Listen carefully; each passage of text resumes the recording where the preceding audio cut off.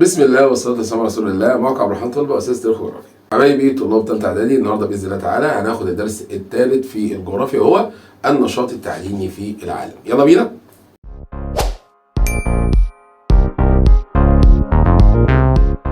طبعا احنا في اول درسين كنا بنتكلم عن الجانب الزراعي في العالم، زائد اتكلمنا عن الجانب او الثروه الحيوانيه والثروه السمكيه اللي موجوده في العالم. في نوع اخر من المواد الخام وهو الماده الخام المعدنيه. خلي بالك، باطن الارض مش موجود بس فيه معادن، لا ده في معادن زائد في حاجه اسمها مصادر طاقه. المعادن اللي بيتم استخراجها من باطن الارض هي معادن بنقدر نحولها الى صناعات، واسم العمليه اللي بيتم عن طريق استخراج المعادن بيسموها النشاط التعديني. النشاط التعديني يعني استخراج المعادن او مصادر الطاقه من المناطق القريبه من سطح الارض او من باطن الارض. يعني ايه؟ خلي بالك، يعني احفر شويه الاقي المعادن او مصادر الطاقه، او اضطر ان احفر كتير كتير كتير عشان اوصل الى معادن او المصادر الطاقه بتاعتي. بس في نقطه بقى، هو انا باجي اروح كده اي مكان واعمل عمليه التعدين؟ قال لك لا، في حاجه اسمها عمليات سابقه، وبعد كده في حاجه اسمها عمليات لاحقه. عارف اللي هو في كرتون بتاع اسمه سابق ولاحق؟ كان زمان ده كان بيجي على سبيستون، سابق ولاحق.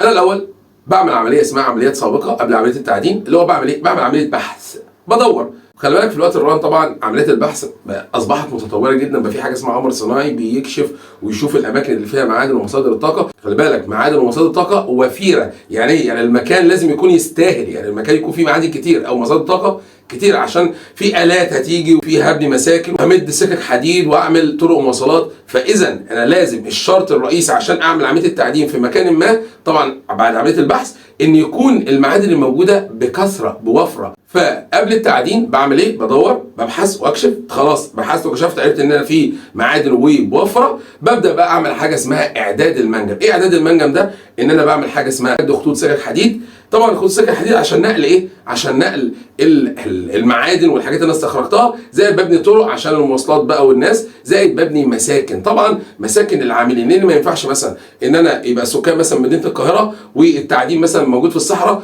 كل يوم بقى رايحين جايين رايحين جايين، طبعا الموضوع صعب، فلازم ابني لهم مساكن في المناطق اللي فيها عمليه الانتاج. طب بعد كده بقى خلاص طلعت، بعمل بقى عمليات اللاحقه اللي هي ايه؟ اللي هي بيسموها مرحله الانتاج والنقل والتوزيع. اولا الموارد المعدنيه، قال لك ان العلماء هم يعدوا المعادن الموجوده في باطن الارض، قال لك حوالي 2000 معدن. بس في نقطه، هل ال 2000 معدن احنا عارفين استخداماتهم؟ يعني هو بيستخدموا في ايه؟ قال لك لا، من ال 2000 عارفين 200 بس معدن، 200 عارفينهم ان هم بيخشوا في التجاره وبيخشوا في الصناعه. طب المعادن الثانيه اللي هي ال 1800 احنا مش عارفين استخداماتهم، فهم موجودين بس احنا مش عارفين استخدامهم في ايه. طب ال 200 معدن دول مين اللي بيستخدمهم؟ قال لك الدول المتقدمه. بتستهلك الدول المتقدمه حوالي 85% من المعادن دي، برغم ان الدول المتقدمه بتمثل خمس سكان العالم. لو افترضنا مثلا دلوقتي ان سكان العالم 8 مليار، لك ان تتخيل ان مليار من سكان العالم هم اللي بيستخدموا 85%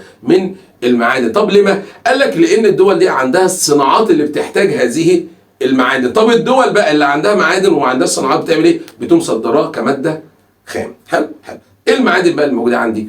عندك حديد، عندك نحاس، عندك حاجه اسمها البوكسايت او البوكسيت، والبوكسايت ده اللي بيدينا المونيوم، زائد المنجنيز، زائد الفوسفات، زائد الذهب، زائد اليورانيوم. طبعا انت بتدرس ايه؟ بتدرس ثلاثه، اللي هو الحديد والنحاس والبوكسايت او البوكسيت. اولا الحديد، طبعا الحديد الانسان عارفه منذ الاف السنين. خلي بالك لما كان العصر الحجري والكلام ده كله، ان كان في معادن والانسان قدر يستخرجها وقدر ان هو يصنع منها ادوات والكلام ده كله. الحديد طبعا اهميته ان هو بيخش في الصناعات اللي هي الثقيله، زي الطيارات، زي الحديد والصلب، زي الالات والكلام ده كله. اول دوله عندك بقى منتجه الحديد هي دوله الصين. طبعا الصين انت عارف اللي هي بتطلع على المحيط الهادي اللي هي في قاره اسيا. خلي بالك عشان ممكن يقول لك مثلا ايه؟ يقول لك اولى الدول في انتاج الحديد وتطلع على، يقوم جايب لك في الاختيارات محيط هادي، محيط هندي، محيط اطلنطي، محيط قطبي شمالي، او محيط قطبي جنوبي مثلا. فانت عارف ان الصين بتطلع على مين؟ بتطلع على المحيط الهادي. تاني دوله عندي طبعا هي دوله استراليا. خلي بالك، يبقى اول دوله عندك الصين، تاني دوله عندك استراليا. طبعا دي قاره اسيا، دي قاره استراليا. خلي بالك انا قلت لك في الفيديوهات قبل كده ان في حاجه اسمها في علاقه عكسيه ما بين الاستهلاك والتجاره. لو انا بستهلك كتير الحاجه ديت، او انا بستهلك الماده الخام كتير، ما اقدرش ان انا ادخلها في التجاره. ولو انا مش بستهلكها كتير اقدر ادخلها في التجاره. يعني مثلا في اللحمه قلنا ان بتخش في التجاره الدوليه بنسبه 8%. طبعا نسبه قليله، ليه؟ لان استهلاك الناس في اللحمه كتير. هنا بقى قال لك ان الحديد بيخش في التجاره بنسبه 30%. رقم كبير طبعا، 30% رقم كبير.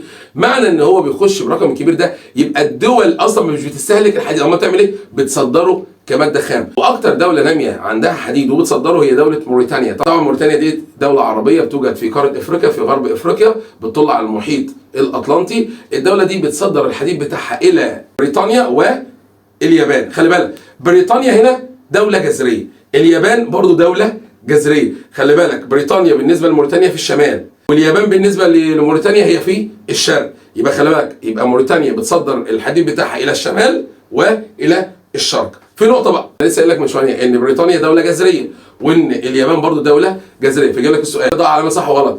تقوم موريتانيا بتصدير الحديد كماده خام الى الدول الجزريه في قاره اسيا وقاره اوروبا. تبقى العباره صح على اساس ان بريطانيا واليابان دوله جزريه. حلو. يقول لك مثلا ماذا يحدث اذا لو قامت موريتانيا بتصنيع الحديد بتاعها؟ طبعا مش هتصدره الى بريطانيا واليابان. نيجي بقى لتاني معدن، او معدن النحاس. خلي بالك النحاس برضو من المعادن اللي هي معروفه من زمان. يعني انت كنت واخد في سنه اولى اعدادي ان كان في عصر اسمه عصر النحاسي. طبعا عصر النحاسي اللي هو بسبب ان في معادن وفي نحاس والكلام ده كله. حلو. خلي بالك النحاس المصري القديم عرف ان هو يعني يصنع النحاس لما حط عليه الزنك، طلع بقى اللي هو النحاس الاصفر اللي احنا بنستخدمه بقى يا اما اسلاك يا اما في صناعه الادوات الكهربائيه. بقى اذا اهميه النحاس استخدامه في صناعه الاسلاك او صناعه الادوات الكهربائيه. خلي بالك بقى اولى الدول المنتجه للنحاس هي دوله شيلي. شيلي دي فين؟ في امريكا الجنوبيه. شيلي دي بتطلع برضه على المحيط مين؟ على المحيط الهادي. خلي بالك شيلي بتطلع على المحيط الهادي. شيلي دي جنب منها جبل اسمه جبل الانديز اللي بيبقى جاي من شمال امريكا الجنوبيه لجنوب امريكا الجنوبيه.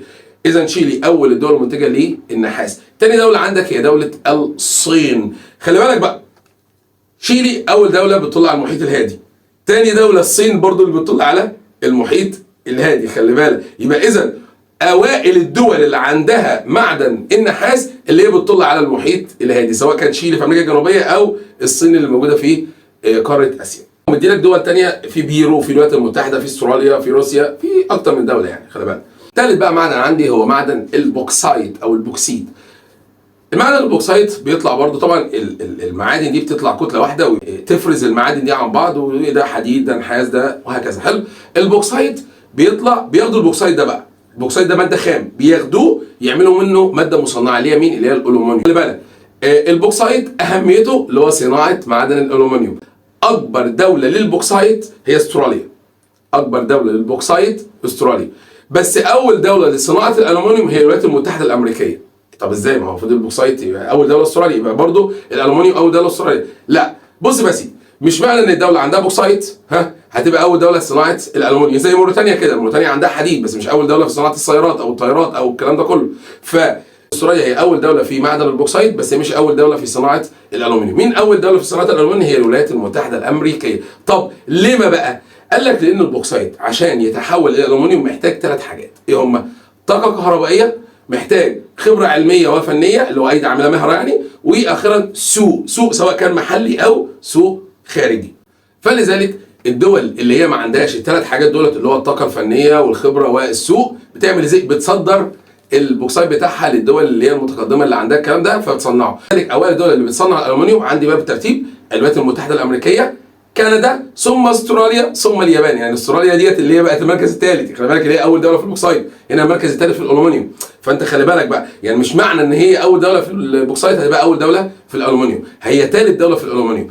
ليه؟ عشان ما عندهاش بامكانيات عاليه اللي هو ال3 مقومات اللي هي الطاقه الكهربائيه زائد الخبره اللي هي العلميه والفنيه اللي هي البحث العلمي يعني، واخيرا السوق المحليه والسوق الخارجيه. بالك دلوقتي انا قلت لك اوائل الدول اللي عندها الالومنيوم هي مين؟ هي الولايات المتحده وكندا. طبعا الاثنين في امريكا الشماليه، ولذلك امريكا الشماليه من اكثر القارات اللي عندها الومنيوم.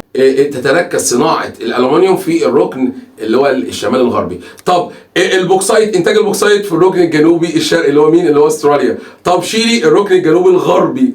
فانت انا عايزك الخريطه بالنسبه لك غذي بصرك. دايما انا بقول للطالب عندي لازم تغذي بصرك بالخريطه. يعني ايه غذي بصرك بالخريطه؟ يعني لازم اشوف الخريطه، لازم عيني تتعود على الخريطه، ويا سلام لو تقدر كمان ترسم الخريطه. مش بقول لك ان انت تكون رسام او دافنشي، لا ارسم رسم كروكي بسيط كده بالنسبه للخريطه هتفرق معاك جدا جدا جدا جدا، خاصه لو انت هتبقى فيما بعد ان شاء الله تخش ثانويه عامه وتخش المجال اللي هو بتاع ادبي، يبقى انت عندك القابليه وعندك القدره انك يعني تدرس الخريطه، ترسم خريطه. وصدقني والله هتيجي في ان شاء الله تعالى يعني اللي هيتبع النصيحه اللي بقولها ديت يعني هيقول جزاه الله خيرا، الراجل ده يعني علمني حاجه. نيجي بقى لتاني حاجه عندي وهي مصادر الطاقه. طبعا مصادر الطاقه بيسميها لك كده بين قوسين القوى المحركه.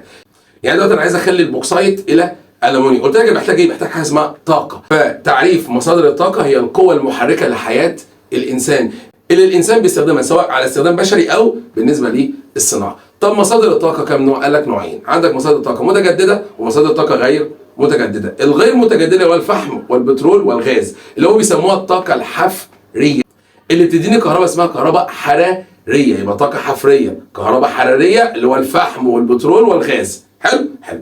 اما بقى المتجدد اللي هو مديهولك طاقه نوويه، طاقه رياح، طاقه الامواج والمد والجزر، زائد الطاقه الشمسيه. اولا الفحم، خلي بالك قال لك الفحم من اهميته بيستخدم في توليد الكهرباء، زي بيخش في الصناعه، توليد كهرباء وصناعه، دي اهميه الفحم. طب الفحم امتى ظهر؟ قال لك الفحم ظهر في اواخر القرن ال 18، اواخر ال 18 يعني سنه مثلا 1785 90 في الافرج ده. حلو. فضل بقى يتم استخدامه لغايه اوائل القرن العشرين، القرن العشرين اللي هو من سنه 1900، يعني انت بتتكلم من 1700 وحاجه الى 1900. في خلال الفتره ديت كان الفحم هو الاساس، هو عماد الثوره، هو اللي بيتم استخدامه، ولذلك سموه الثوره الصناعيه الاولى. اكثر القارات اللي استخدمت الفحم طبعا كانت قاره اوروبا. بحكم ايه؟ بحكم ان الفحم اصلا خلي بالك هو بقايا اشجار. فقاره اوروبا ما شاء الله كانت مليئه بالغابات ومليئه بالاشجار، فبالتالي تحول الشجر ده بسبب بقى عمليه الضغط وبسبب عمليه، لان خلي بالك الشجر ده اتدفن تحت الارض، وبسبب بقى الضغط وبسبب التسخين تحول الى الماده الكربونيه اللي هي السوداء اللي هو الفحم. خلي بالك اهم القارات اللي بتنتج الفحم بالترتيب: اسيا، اوروبا، امريكا الشماليه. اسيا، اوروبا، امريكا الشماليه. بس في نقطه بقى، دي القارات. اوائل الدول تختلف عن اوائل القارات. اوائل الدول الصين، الولايات المتحده، الهند. خلي بالك انا ما جبت سيره اي دوله في اوروبا، انا قلت لك الصين اول دوله، الولايات المتحده ثاني دوله، والهند ثالث دوله. يبقى اذا اوائل القارات اسيا، اوروبا، امريكا الشماليه. اوائل الدول خلي بالك الصين، الولايات المتحده، الهند. اسيا بقى واوروبا الاثنين بينتجوا ثلاث ارباع الانتاج، يعني 75% من انتاج الفحم اللي في العالم اسيا واوروبا. نيجي بقى للمصدر الثاني وهو البترول. طبعا البترول زي ما قلنا بدا ظهوره بقى من القرن العشرين لغايه دلوقتي بيتم استخدامه. بقى للبترول، طبعا البترول مديك معلومه عنه ان اول بئر تم استخراج منه البترول كان سنه 1859 في امريكا. يعني طبعا في نهايه بقى القرن اللي هو 19 بدا ظهور اللي هو البترول وبدا ان هو يتم استخدامه. خلي بالك اهميه البترول، قال لك البترول اهميته ان هو بناخد منه مشتقاته اللي هو السولار والبنزين والغاز والكلام ده كله، زائد ان هو مرتبط بثلاث انواع من التنميه: تنميه اقتصاديه، تنميه اجتماعيه، وعلاقات دوليه. التنميه الاقتصاديه اللي هو قصده عليه ان انا بجيب فلوس. طب لما بجيب فلوس برفع من مستوى المعيشه اللي هي التنميه الاجتماعيه، بقى ببدل البترول بتاعي مع الدول الثانيه. قال لك دي بتنمي العلاقات الدوليه والعلاقات السياسيه بين الدول. يبقى اهميه البترول ان هو مرتبط بالتنميه الاقتصاديه والاجتماعيه والعلاقات الدوليه. هو والغاز الاثنين بيشكلوا حوالي 55% من مصادر الطاقه المستخدمه. يعني لو قلنا مصادر الطاقه كلها سواء متجدد او غير متجدد 55% بس طبعا ده بترول. اهم الدول بقى اللي بتنتج البترول طبعا اول مره نسمعها هي السعوديه. السعوديه اول دوله عندها بترول. تاني دوله روسيا. ثالث دوله الولايات المتحده الامريكيه. خلي بالك يبقى السعوديه، روسيا، الولايات المتحده. اذا السعوديه وروسيا هم طبعا اسيويين، طبعا قاره اسيا بتستأثر بتواجد البترول. طب في دول تانية عندها بترول طبعا، في عندك مصر، عندك ليبيا، عندك الجزائر، في اكتر من دول عندها برضه بترول. بس في نقطه بقى، قال لك ان البترول بسبب ان الطلب زاد عليه فسعره ارتفع. يعني مثلا بيستخدم بس الفحم كان غالي، فلما بقى ظهر البترول تروح ايامه البترول فادى ذلك الى ارتفاع سعر البترول. نيجي بقى لثالث مصدر عندي هو الغاز الطبيعي. طبعا الغاز الطبيعي يا اما الاقيه طالع مع البترول يا اما الاقيه طالع لوحده. الاقيه لوحده في الصخور، الاقيه مع البترول في الاماكن اللي فيها بترول. دول الخليج العربي لوحدها بتسهم حوالي 47% من التجاره الدوليه سواء في البترول او الغاز. يعني اكتر دول عندها بترول وغاز تخيل ب 47% من التجاره هي دول الخليج العربي اللي هم 6 دول العربيه. اهميه الغاز اول حاجه ان هو بيمثل 25% من مصادر الطاقه. خلي بالك انا قلت لك هو والبترول 55، يعني هو دلوقتي قال لك 25 يبقى اذا البترول لوحده 30%. ان هو رخيص الثمن واقل تلوثا للبيئه زائد سهل نقله. يعني البترول عشان يتنقل طبعا بيتنقل في حاملات بترول عملاقه، اما الغاز عن طريق مواسير. فلذلك قال لك الناس بدات عشان سهل النقل ورخيص فبدا ان هم يستخدموه كمصدر بديل للبترول والفحم. طب الناس بتستخدمه كمصدر بديل في الصناعات، يعني ايه؟ قال لك طبعا هو بدا يخش في الصناعات، زائد ان هو بدا يخش في الاستخدام المنزليه، زائد ان هو بيولد طاقه كهربائيه، زائد ان هو بقى وقود للسيارات بدل من البنزين لانه اقل شويه تلوث من البترول. طب اولى القارات في انتاجه، القاره بتنتج الغاز هي قاره اوروبا، بتنتج لوحدها تلت الانتاج، يعني حوالي 33% من الانتاج العالمي اوروبا بس. طب انا قلت لك من شويه مش معنى ان اول قاره هتبقى اول دوله فيها، انا قلت لك ان اوروبا هي اول قاره في انتاج الغاز، انما اول دوله في انتاج الغاز هي الولايات المتحده الامريكيه. نيجي بقى للمصدر الرابع هو الطاقة النووية. طبعا الطاقة النووية بيتم إنتاجها عن طريق محطات اللي هي النووية السلمية. طبعا المحطات النووي نوعين، في سلمي وفي اللي هو بيصنع بقى اللي هو القنابل والكلام ده كله. احنا هنا بنتكلم في المحطات السلمية. أول قارة برضو قارة أوروبا، تاني قارة هي قارة أمريكا الشمالية. طبعا هي الدول المتقدمة، إنما الدول النامية ما عندهاش الكلام ده، خلي بالك.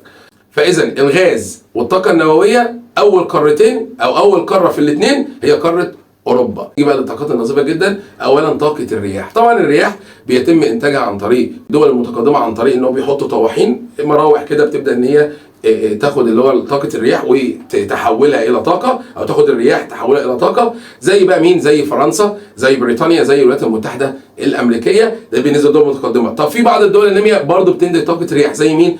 مصر، مغرب، تونس، اردن، سوريا، اللي هي الدول اللي موجوده على البحر المتوسط عشان في رياح ورياح شماليه غربيه ورياح شماليه توجيهيه والكلام ده. نيجي سادس مصدر عندي هو طاقه الامواج والمد والجزر. قال لك دي برضه بتنتج طاقه بس بيسموها طاقه كهرومائيه. الطاقه دي بقى اوائل الدول عندك بريطانيا، فرنسا، اليابان. خلي بالك انا في طاقه الرياح كنت قلت ايه؟ فرنسا بريطانيا، هنا بريطانيا فرنسا عشان العكس. نيجي بقى لاخر طاقه عندي هي الطاقه الشمسيه. طبعا الطاقه الشمسيه بعض الدول بدات تروح للطاقه ديت لانها مصدر نظيف جدا جدا جدا، زائد ان هو دائم ما بيخلص. من الدول طبعا اللي عندها محطات لتوليد الطاقه الشمسيه طبعا مصر عشان الاستخدامات المنزليه، لان خلي بالك احنا ما وصلناش لمرحله ان احنا نستخدم طاقه الشمس للدوله ككامله، احنا بس استخدامات منزليه.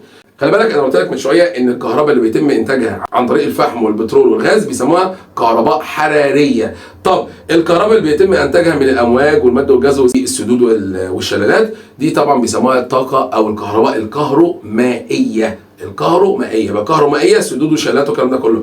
اما الحراريه بترول وفحم وغاز. وبكده اكون خلصت الدرس بتاعي. اشوفكم باذن الله تعالى الفيديو الجاي على درس التاريخ اللي هو الخاص بحرب 73. والسلام عليكم ورحمه الله وبركاته.